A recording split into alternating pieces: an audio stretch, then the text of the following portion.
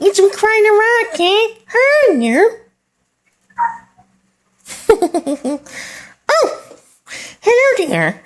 I'm right now, Facebook chatting with, let me see, this person right here. Anyway, this is Murphy the Marmot, and I would like to say it's time for Cat to go one-on-one with the brutal one.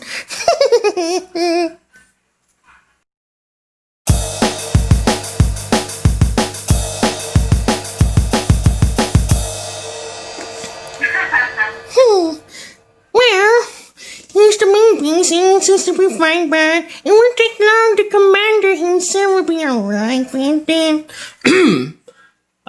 Oh, it's your turn. Anyway, Fox, here it is what you're looking for. One-on-one with the brutal one, and then yes, Miss Cat Sabatin here. Or should I say Rosita Rosales? Whatsoever. Anyway, cameraman, let's get on with it. Shoo! Good evening to you, Kathrina Sabatin, or should I say Kat Sabs, whatsoever. Musta ka na dyan sa Hey, inyo? okay naman. I'm good. I'm good. Very busy with work kasi work from home kami ngayon. So, it's been 5 months since I've stepped outside. Nag-work at home ka? No? Yes, Mm, work from home kami in the office. So, in regard to your place, alam ko taga-QC ka, tama? Yes, correct. So, how's your place there lately? We all know Metro Manila is back to MECQ because of the very serious stuff regarding the COVID-19 that goes to the top of the food chain. No, too corny. Top of the list in Southeast Asia's worst case of COVID-19 list. Ewan ko ba, Yeah. you know already I voted Duterte out of principle, but I don't think it has something to do with him, but some other politicians or some persons or a possible cronies. Well, let's leave them behind. If they're responsible for everything, they had to held accountable too. Not only in us humans, but either sa taas o sa baba. Na gets mo. Yeah. Yeah. Pero pagdating sa baba, palagay ba nila tatanggapin sila ni Benedicto Santanas? No one knows yet. Only We don't Benedicto know. Santanas knows that. Yeah. So, let's get on with your... Before we go to your refereeing career in the Philippine Pro Wrestling, in MWF, and yes, World Underground Wrestling PH. I know you never done refereeing duties yet in PWR as of now.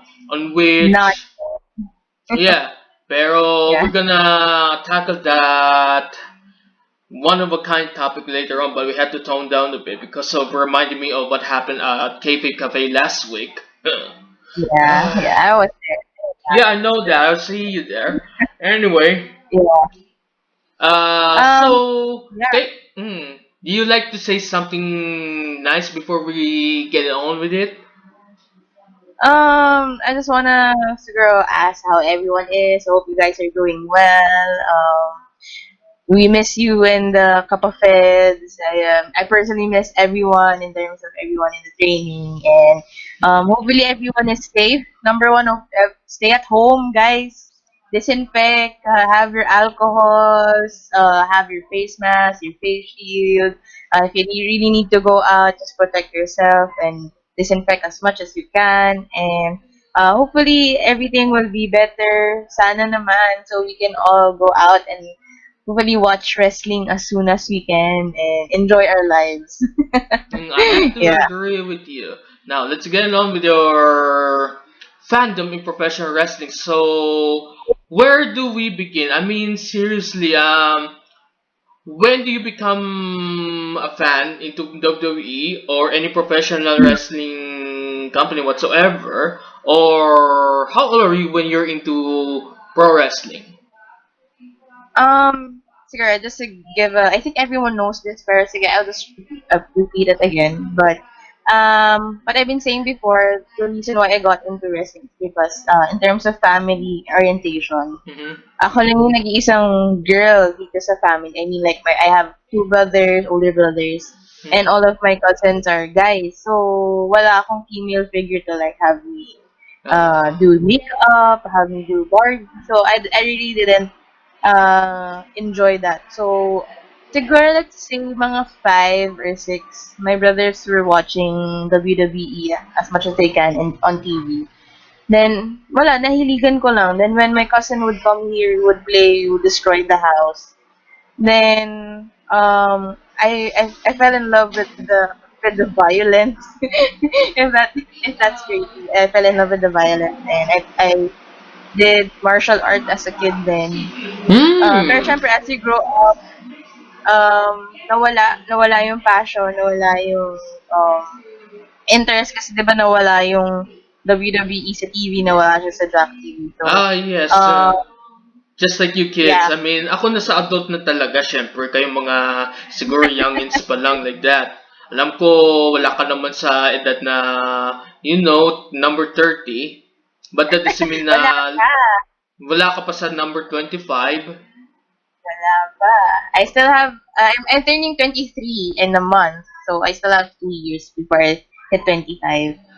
So, Mm. ayun, um, I got, when wrestling wasn't visible already on TV, I got detached. So, I had different things. I did film, I did other performing theater, singing, dancing, until I think this was late 2017, I found out about the local wrestling. So, just to give everyone context, hindi ako wrestling fan. Hindi ako big wrestling fan. Mm-hmm. So, but I do know some of the wrestlers. See, the classics like John Cena, Triple H, Edge, Rey Mysterio, Eddie Guerrero, and the likes. Pero yung mga, the current ones, I'm not really familiar fully pa. So, that's how detached I am. Kaya nakakataka bakit nasa wrestling industry ako, I'm not very familiar,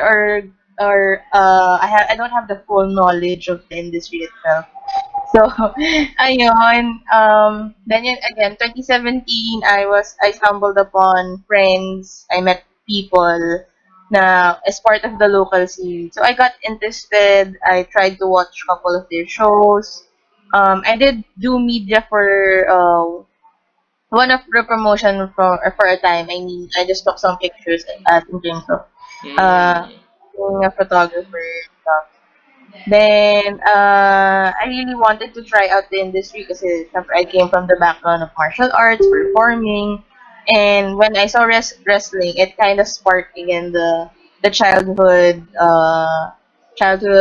memories. So, I was like, sige, try natin to. But one of the promotion was like, I mean, super layo. So, hindi ako masyado nakatuloy nun kasi I was also a college student. So, syempre, walang funds. And Ang that's for hirap. one. And yes, Yeah, ang masyado hirap kang mga busy yan. sa mga homeworks and other stuff like that. So Mm. yeah, that's how it goes. We understand Yeah, that. yun. Yeah. So, hindi ako, I wasn't, able to join them. So, good thing, I think MWF opened the doors at the same time na during, siguro 2018, if I'm Mm. not mistaken. Yeah.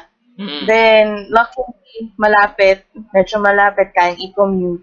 So, I was like, okay, let's give it a shot. And I kind of do know some of the people na there kasi prior to that, I was able to watch one of their shows. I think this was, oh, what show is this? I'm not sure if it's Road to Fate Road to Fame, was it from 2017. the MCS arena or ibang lugar? Sa, ano na, bahay ng alumni na. Wasn't able to touch the MCS days na. So, Uh, when I got introduced to MWF, it's like a new format na already. I mean, the new management was handling yes. it na. Road So, to Fate. yeah, I was able to watch. I don't remember if it's correct. If it's Road to Fate, kasi I think that was after my graduation in college, and I was like, I had a friend who was doing media for both promotions. Like, oh yeah, I have passed for this other promotion. Do you want to watch and let's cover it? So parang ako, sige, let's cover it. Then I got interested and luckily they opened the doors and I got accepted, luckily. But I am not yet a graduate in terms of like the wrestling field. I graduated from refereeing, pero ayun. So that's basically how I got introduced to the local scene itself. Mm. So here I am now, referee na ako.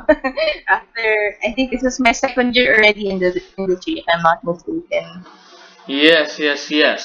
So, what motivates you to do referee jobs in Manila Wrestling Federation out of sheer curiosity?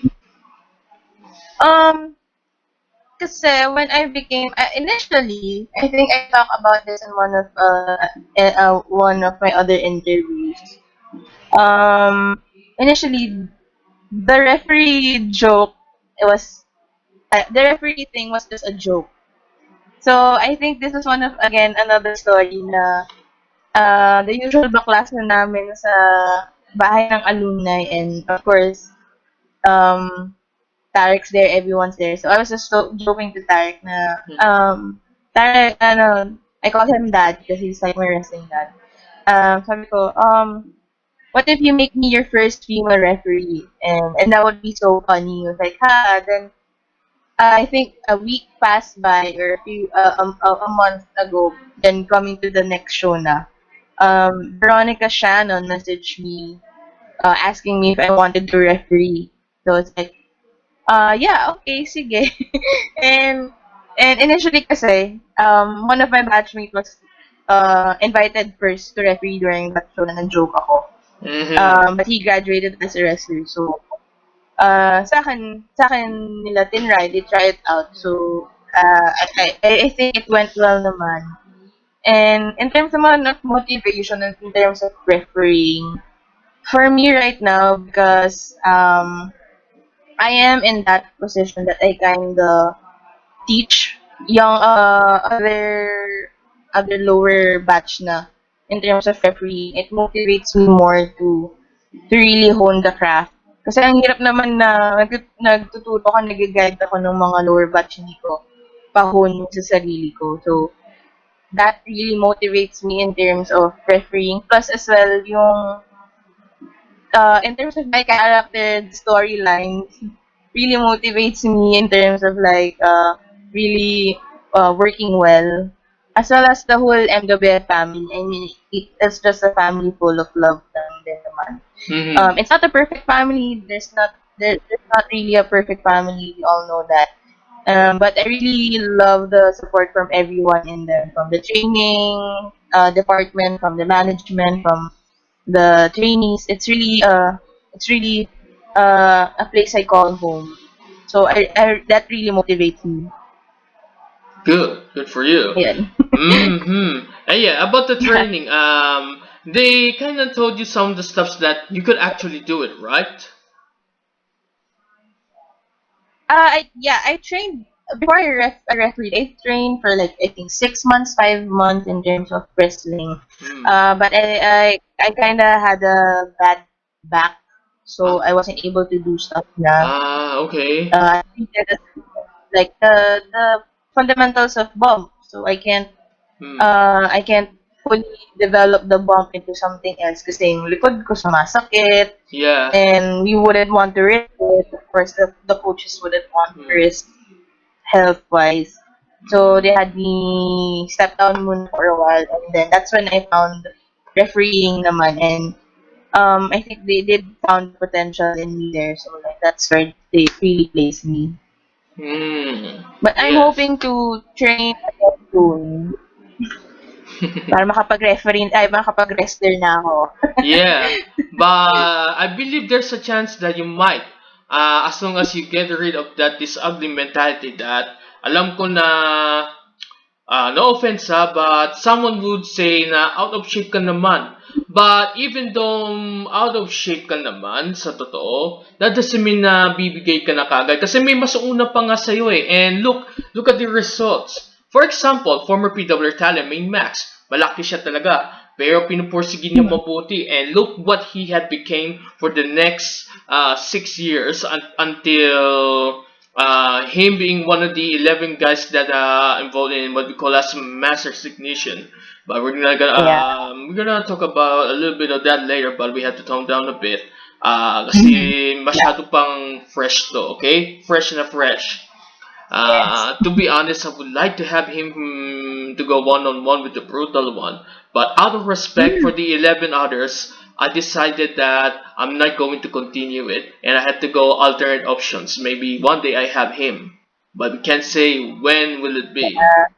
Mm-hmm. It's a hot topic kasi, so it's kind of hard to try to get their opinions for now because I think everyone's just want their peace right now and all, and they just want their own personal lives to be for themselves and just have it all resolved. And it's really a challenging time right now. So, Dahil sa pandemic na um, to. And then eh, also yung controversy sa PH Wrestling yeah, regarding the Wolves Pick Up movement, on related to Nina and yeah. sino to, si Crystal. And then apparently si Lovely Lil Gemerlin, impossible. And then I'm not so sure about the others as well, but maybe one day we might know from it. Now let's get on with another topic. Of anyone who trained you, who would you consider the best? But so far, You only have one train, hindi naman actually. But in terms of training kasi, our coach is Coach Fabs. mm, But I was highly able effective. to, yeah. Um, I'm lucky na lang kasi I was able to get some learnings from some of the seniors, let's say like Rex Lawin. I also got some training from Kyle Season, which really helped me in terms of like developing the whole character in terms of learning new skills. So in terms of best, kind of hard. Pero, it would be, pwede bang Ty, pwede bang si Pam, saka si Kyle? Kasi I think for me, they are my biggest mentors in terms of like, Yes, sis not Kyle, sis only in Kyle. wrestling, In yeah, and not only in 5K13 told wrestling, me about but Kyle. yeah. 5K13 told Uh, me a lot about Kyle. But yung sa outside, pero pag sa inside, I want to break Kelsey's only eyes oh, for a yeah. fire like that way. Oh, yeah, I Although remember. I rather hate that stupid kangaroo to be violated by him, saying he could box me. I can hear you. Probation, you damn kangaroo, probation. Maybe right after the show, there will be no probation. Read the contract, you son of a bitch. Why I oughta. Think pa na yun about to kick your ass, you stupid marmot. You had your attention, kaya sumulpi ko muna pwede. Amin mo na to. Sport. Sport daw ako. Oh, yeah, I remember that spot. I do now. Yeah. Anyway. So, yeah, I think best would be for me, it's a tie from Fabs and Coach Fabs and Kyle, because it really helped develop my style in terms of like not only in wrestling training but in refereeing as well. So that really helped. So sila talaga yung gusto ko in terms of like I feel close to them in a way na parang syempre the relationship. And I trust them as well naman in terms of training. So I know I have my I'm in good hands. I know that. So, do you recall when was your debut referee job, Um, my first referee debut was on Road to Fate 2018. Road to Fate ba? Mm. Am I correct? Oh no, sorry. It's not Road to Fate. Noche Buena. Ay, di ba? Di na naman. Sorry, wait lang. I forgot. It's the Halloween special eh. Ayan. Todos was Wrestling. That was my Mm. first. Yeah, so which match do you 2018. officially officiate? I refereed the first match of um sino ba to? Si Moy Jomar Liwanag and Hanselo Silva. So that was the first match.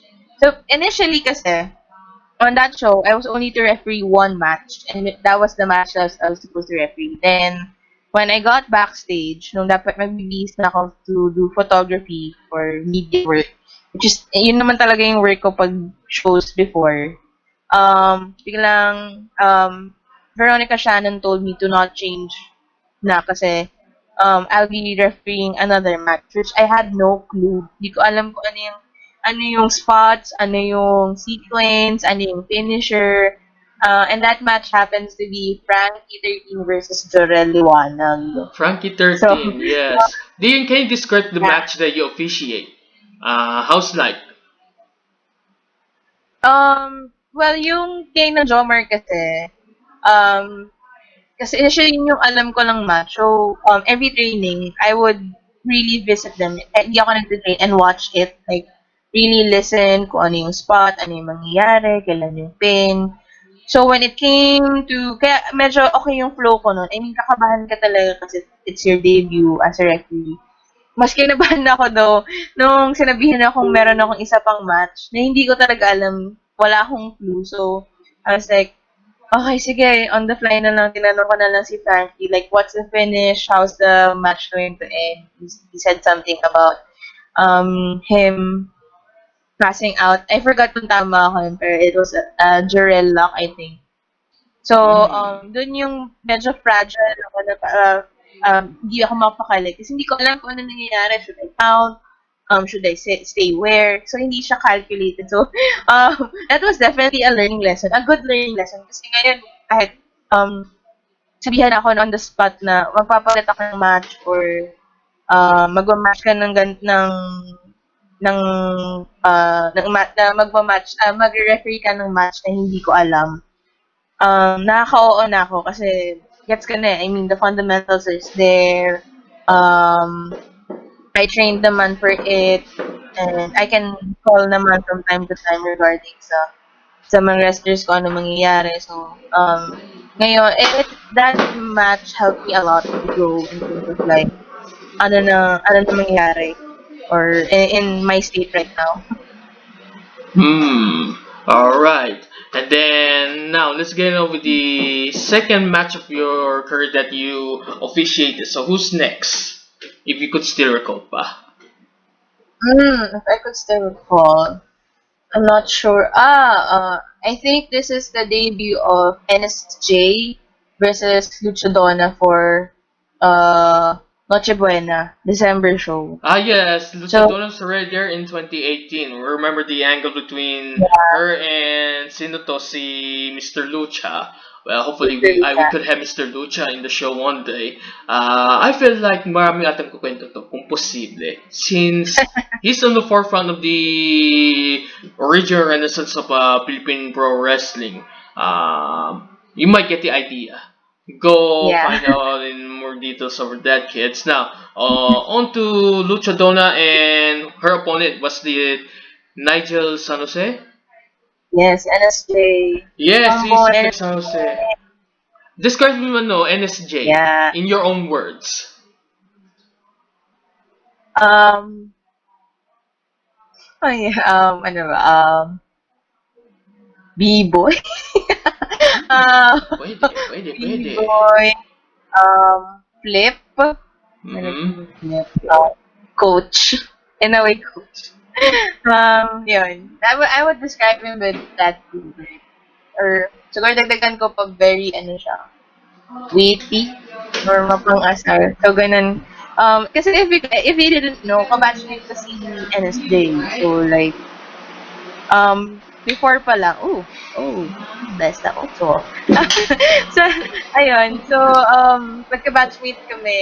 And, ang funny thing kasi, when we were still, factory students, yung batch namin would always tease him na, Coach, Coach, Coach. Lagi namin siyang inaasar. And now, finally, we really get the lower batch really gets to call him coach now, like legit. So parang kami.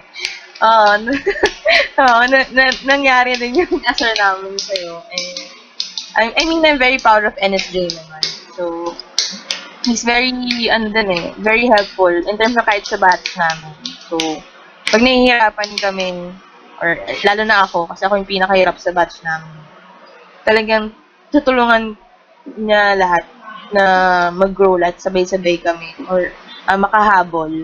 So, yun Mm. yung ano kami as a batch in terms of as factory trainings before. So, Mm. and Yes, yes, yes. Oh, speaking of which, in your opinion, what do you think of Luchadona by far? she's awesome. That's my home girl. Like Lucha Dawn is my girl. Hmm. uh, And very of ano naman eh. hmm, and of They're Joral very Liwanag. close. Same, same. I mean, syempre hindi naman wala masyadong girls sa ano eh, Yes. sa Mm, MWF. So like although we don't we're not together naman, pero may mga times na I mean, pag kunyari sa show nakasama-sama, nakapag-usap kami, nakapag-bond, and I mean, girl power, girl power pa yeah, rin girl naman. power. Naalala ko pa naman yung Spice Girls no, mga mid-90s. I think you were in existed, yeah, right? Uh, Yeah, yeah, you wala were in pa. it. Wala pa. Yan. Ay, nako, I was 1997 there, na. already on my generation. Gen X ba ako o Gen Z? That's a good question. I'm not I much think you're into Gen that. kasi I'm Gen Z. Yeah, I think I'm Gen Z. I'm not sure. Ang gulo kasi I'm proud to be, mga Gen X kasi umabot pa yan sa mga 1980s eh. Oh, oh, oh. umabot ka ba ng 1980s? Yun ang tanong. I'm a 80s guy. For your information, I'm a 1980s guy because I grew up listening to some of the stuff from Michael Jackson, Madonna, some 80s Oh, related stuff, mga ganun. Even mm, Depeche Mode, if I could just still recall. Basta maraming pang iba like that. Pero when it came yeah, to 1980s, mas lamang si MJ at si Madonna. For some good reasons, although they never got to do a little to it, but there's a good reason. Baka mamishmash yung yeah, baka hindi bagay. yeah. Okay, baka sila Okay. ng style. Yeah.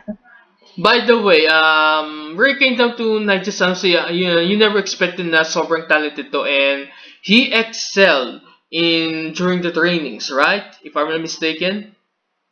Yeah, yeah. Even at the tryouts, we were surprised with him actually. With his a little bit pudgy appearance. He knows how to do it. Uh, we're gonna find out so soon once we had him on the guest, but we can't say when will it Yeah. happen. Only time can tell. Now, let's get it on with your third wrestling match that you officiate. Who it might be? Hmm.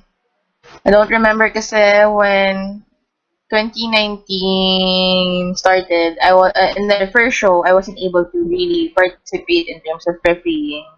Kasi I think this was 2019 was the first show was in Oh yeah, sa what's Mandaluyong. Hindi ba sa Mandaluyong o seven, yung yung sa Manila, yung Coach Gus birthday bash whatsoever. actually don't remember kung kailan yung birthday bash na yon. But what I remember is yung first show, official show na MWF was in Mandala Park, the one in Shaw. So I Yes, wasn't yung able to go there. halalan special, tama ba? Oh, Yeah, yung yeah, yeah. Alam ko yung kasaysayan na sa nasa Mandala Park rin, no? Tama ba? Kasaysayan. Oh no, I think Kasaysayan was in Chinatown. Yes. Yeah. Mm. Mm. So for the first show ng 2019, I wasn't able to work kasi of medical reasons. So the I management see. was up. But I was there, young girl in, I mean, Yeah. actually working in sa may sides. I mean, being an assistant. Mm. So I really didn't have my uh third referee match. Not sure. Um, I think after that show was, medyo ang dami na ng show, hindi ko na matandaan. Mandala, I think this was the time na where we transferred to Venice, if I'm not mistaken. Yeah, kasi Mm. this was the time that Venice yeah. Grand Canal Mall. That could be kasaysayan. And then sumunod yung oras ng liwanag kung hindi ako nakakamali I had to remember this kasi I was there actually. Yung Mandala Park, alam mo ba nilakad ko doon mula sa bahay namin papunta sa Mandala Park? Mga 30 Ah, minutes to be exactly. di ba sa Chinatown ka naglakad, yung sa kasaysayan. Kasi alam Ah, ko after the Halalan special in Mandala, the next show was in Venice na yung Oras ng Liwanag. Mahirap kayo Then umabot nun another show. at first. And then medyo natutunan ko na. I remember na one time oras ng liwanag ba 'yun? No, yung kasaysayan kasabay ko pa nga si Sonny Go. Nag-ride kami sa bus to be honest. Hmm. Kasi Yes, alam ko yung kasaysayan was in ano eh. Ah, wait, sorry. nakita ko ata Dami na siya show. sa let's say, hindi ko ni-expected na nakita ko siya sa area ng EDSA and then yung lugar sa Ayala ba yun? Mhm. And may mga bus stop doon na you had to pay yung para sa ticket kaagad na like that. Doon ko nakita sa Sony Go. That was during Tajiri's appearance on saan yun? Sa Kasaysayan, tama ba? Yeah, Alam ko, or wait lang, sige. We're not both sure of the chronological kasi ang dami na ng show. So, pero alam ko the next show is in Venice na, with Tajiri. Yun Pero, nga, Venice. Doon kami hindi ko na, pumunta pero medyo naligaw yeah, kami eh. Kasi first time eh. It's good thing that I managed to help this guy out of it para hindi siya maligaw. Based on my experience on outside on several occasions. And Sony goes from Manila. And that's something that is not a freaking joke. Seriously. yeah, Okay. that's true. So what do you think yung first time na karoon ng show sa Venice Grand Canal Mall, yung MWF kasaysayan? That was MWA, Um, yes. I'm not just sure with the name, pero say MWF8, yeah.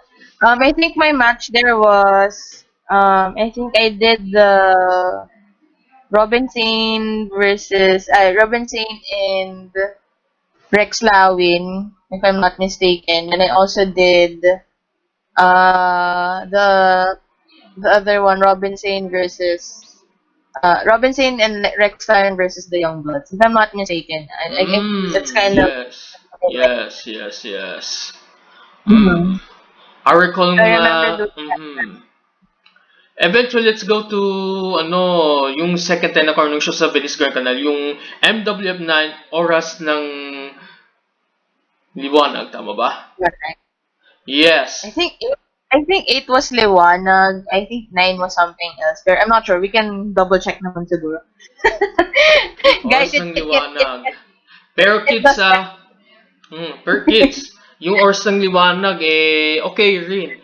Pero, not without one that stood among the rest. Yung sa mga shocking moments. Maybe, right after natalo ata si Mr. Lucha kay, sino ba yun to? Si Kyle Season ba yun? O who's his opponent? I'm not sure. Pero yung natalo si Mr. Um, Lucha, let's say, yeah. I mean, Commissioner Coach Gus Queens, or Coco Gus for short. I hate when I mention it. No pronounce that name. How do you call it this way? Yeah, he bring a blockbuster announcement that, well, that shook the foundation not only in MW but the whole Philippine Pro Wrestling. And then this Yeah. yellow hooded jacket dude attacking Mr. Lucha behind, and then he revealed to the world that had me. Yep. Shocker. I bet you don't know anything about this one, apparently.